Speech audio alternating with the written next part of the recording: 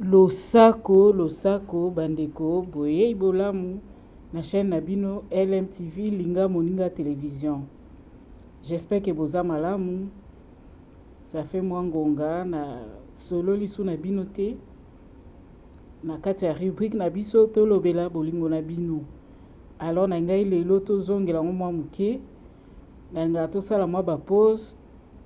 To che musique moto sa no pause. To lobeli no makambo ya vie. Yango na ngai to lobela lelo. Ka ndenge omoni kuna na titre yo oza compatible na nani na ndenge ya bolingo. Po biso batu mwindu biloko mingi to néglige yango. Yango lelo to koma okutana na mabala o ezo simba te koswana kobunda kobomana po biloko mingi to kipaki na biso yango te. Na yango po to koma kuna na point ya yo oza compatible na nani. To bandana komiyeba nanu yo moko oza nani po keza compatible na nani. Alors, nayebi ke batu misusu bayebi déjà. Mais yo soko yebi te luka papier, stylo, koma. Alors, quand to lobaka naza mposa te nasala bino ba discours ya milai na bando expliquer bino astrologie utapi signe du zodiaque utapi eza mulai. Nango tokende kaka toke lobaka tokende kotala ba signe du zodiaque. Po ya one mte ko permettre biso à partir ya signe na yo oyeba ke yo za compatible na nani. Tokende na malembe tozokende na malembe toke par épisode ou par chapitre ndeka bolingi. Yango lelo tokende lobela les 12 signes du zodiaque. Déjà faut comprendre que na 12 signes du zodiaque est subdivisé en 4 familles. Na 4 familles wana toza na famille ya mai, famille ya moto, famille ya mupepe na famille ya mabele.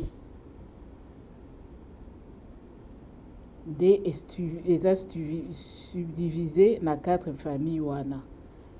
Donc yo moko fomiye baso oza muta moto, ya mai, ya mupepe to ya mabele. Déjà pour vous déjà moi idée muto mai azami incompatible na muto mabele. Mais na lobite ke suki ka wana po babilo musupe sala ke omona muto mai pe aza compatible pe na muto muso moto. Mais au eza général eza que muto mai azami incompatible na muto oza na signe mabele na sens ni. Soko zumai obwaki likolo mabele yambaka ngo emeli yango, ça veut dire que nandimi yo. Mais soko zumai obwaki na moto ebomi moto. Ndenge mope na ba makambo etali bolingo soki oza muta mai okesangana na muta moto ekosimba bien te po yo muta mai obando boma moto oya kokufa. Siko mais soko jusqu'au moto ochena mupepe omone ke marché kitoko raisonner être za bana mketa to ando sa mayo to na biso so sika munoko na obandi ko fula moto omona ndeko pelati kasi ko fula moto na zani mupepe.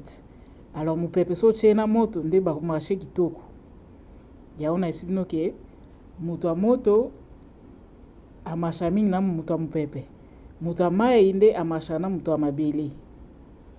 Wana déjà moi première partie tokota na bozindo te po tokomi na kuna penza te to suka na les 12 signes du zodiaque. Alors soit stylo au noter ponga pawa naza na papier na nazota po eza ebele na koki kobosana naza mutu.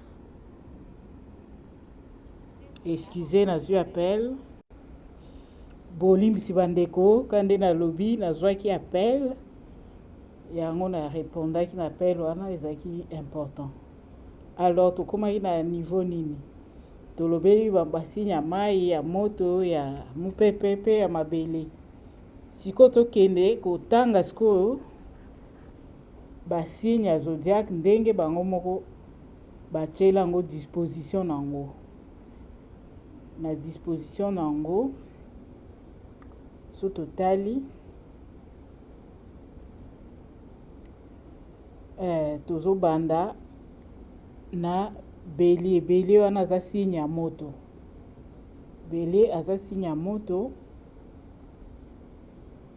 Soki otali na niveau ya ba date de naissance, Bélier eza bato babotama le 21 mars ti le 19 avril. Donc so botama na période où eza entre le 21 mars ti le 19 avril, oza Bélier pe oza signe ya moto.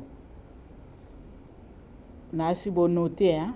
To qu'est-ce qu'on a deuxième signe ya zodiaque eza ba taureau. Si qu'on a ba taureau eza moto oyo totiki siko 19 avril toke na 20 avril au 20 mai. So obotama la période entre 20 avril jusqu'à 20 mai oza taureau. Oza taureau. Taureau aza signe ya mabele. Donc qu'est-ce qu'on a troisième signe à zodiaque? Eza ba Gémeaux. Gémeaux eza signe oyo babotama la période ya du 21 mai siko jusqu'au 21 juin. Donc so obotama la période entre le 21 mai ti na le 21 juin. Na kati ya période wana yo oza Gémeaux. Gémeaux aza signe ya mopepe. To continuer na quatrième signe ya zodiaque. Quatrième signe ya zodiaque eza Cancer. Cancer. Alors, so obotama na période ya du 22 juin au 22 juillet oza Cancer. Du 22 juin au 22 juillet oza Cancer. Cancer aza signe ya mai. Alors tokei to continuer na cinquième na biso eza Lion. Lion eza moto abandi 23 juillet à 22 août. 23 juillet à 22 août bato nyonso wana baza ba Lion. Lion eza signe ya moto. Alors tozo continuer kaka sixième signe na biso eza Vierge. Vierge aza moto so abandi 23 août à 22 septembre. 23 août à 22 septembre. Alors yom to botama du 23 août au 22 septembre oza Vierge. Toleki na signe mususu to na kasa to na 6e ou 7e. Toza ce qu'on a Balance.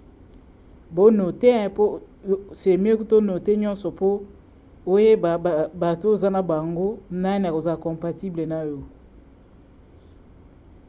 To comme na Balance. Alors Balance c'est ça du 23 septembre au 23 octobre.